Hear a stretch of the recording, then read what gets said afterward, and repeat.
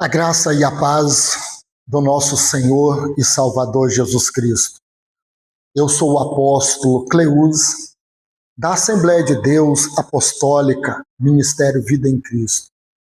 Quero trazer aqui uma meditação, uma reflexão para o nosso coração. Quero pedir, antes de trazer aqui esta mensagem, faça, por gentileza, 4 coisas. Se inscreva nesse canal do YouTube. Ative sinais das notificações para toda vez que um vídeo novo chegar, você seja notificado das bênçãos que está chegando até você. Curta, dê o seu likezinho e compartilhe esse vídeo. Por quê? Tudo isso, quando você faz, o algoritmo do YouTube entende que esse conteúdo, esse vídeo é relevante, ele indique para mais pessoas. Porque se você não curte, não compartilha, se você não comenta ali, deixa um comentário, né? O que acontece? Esse vídeo, ele vai para uma gaveta, ele se esconde. Mas toda vez que você comenta, que você dá o joinha, compartilha, né, se torna membro, o que o YouTube entende? Que o conteúdo é muito bom, relevante, ele vai indicar para mais pessoas. Amém? Vamos à palavra do Senhor, uma reflexão bem rapidinho. Aqui no livro de Primeiras Crônicas, 13:4. Presta bem atenção. Preste bem atenção.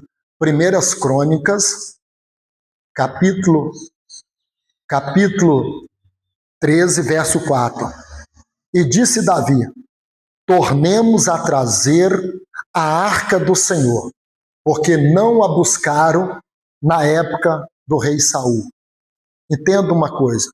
Naquela época, a arca simbolizava a presença, a glória, a aliança de Deus no meio do povo.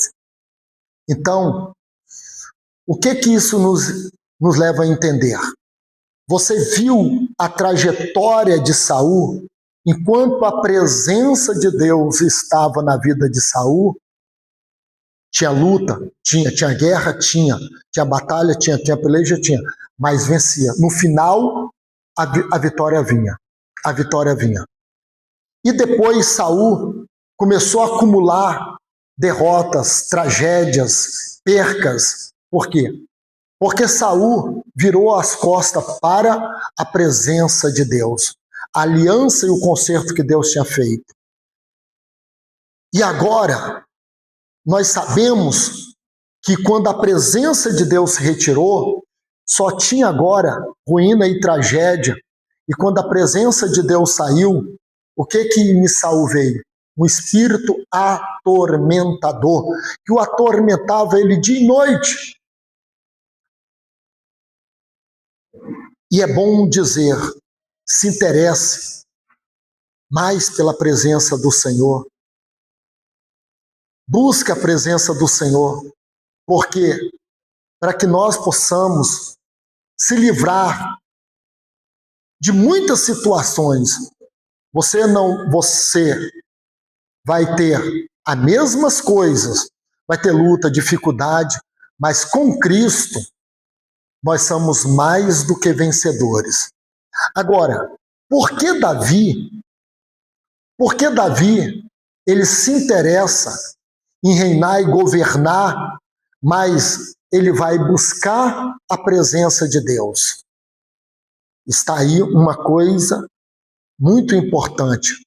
Você não pode vencer, você não tem como crescer e avançar sem a presença de Deus, sem Deus. É igual hoje. Vamos ser sinceros, vamos supor que naquela época a presença de Deus era a arca. E hoje, o Espírito Santo, hoje a gente não vê mais batido no Espírito Santo, ninguém buscando o Espírito Santo, ninguém orando, jejuando, ninguém se humilhando, ninguém nem está aí em mais buscar a presença do Espírito Santo. Atos 4:31, né? A Bíblia diz que oraram, foram buscar, e diz que foram cheios do Espírito Santo. Pedro e João, diante de tanta prova, luta, dificuldade, eles buscaram a presença do Senhor. E a glória do Senhor desceu. Então, queridos, viver, se dar bem na vida, vai muito além de ter um bom emprego, ou simplesmente de ter um carro, uma casa. Porque no final de tudo, o que vai te alimentar, o que vai te sustentar, mediante a tudo isso, é a presença de Deus. E o rei Saul abandonou a presença de Deus, enquanto Davi disse: não importa qual seja a luta, a dificuldade, mas nós vamos buscar. Tem que enfrentar os filisteus? Vamos enfrentar. Temos que enfrentar o deserto? Vamos enfrentar. Tem que enfrentar o sírio? Vamos enfrentar. Vamos enfrentar quem tiver que enfrentar para buscar a presença de Deus. Porque sem a presença de Deus, você não terá sucesso nenhum.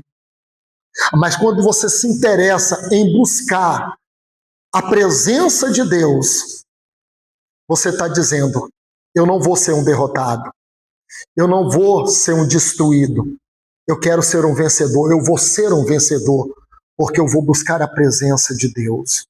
Então, está aqui. Davi reúne todo mundo e disse: olha, nós vamos buscar a presença de Deus. Claro, aconteceu algumas coisas, como Uzá, que tocou ali isso, aquilo, outro, mas o mais importante é que essa arca, depois do acontecimento com Uzá, que tocou na arca, essa arca ficou na casa de quem? Na casa de Obed-edom. Continua lendo o texto. Ela ficou na casa de Obed-edom. E a Bíblia diz que o tempo em que a presença de Deus ficou na casa de Obed-edom, tudo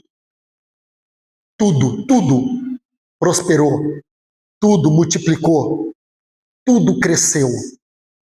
Houve uma abundância tremenda.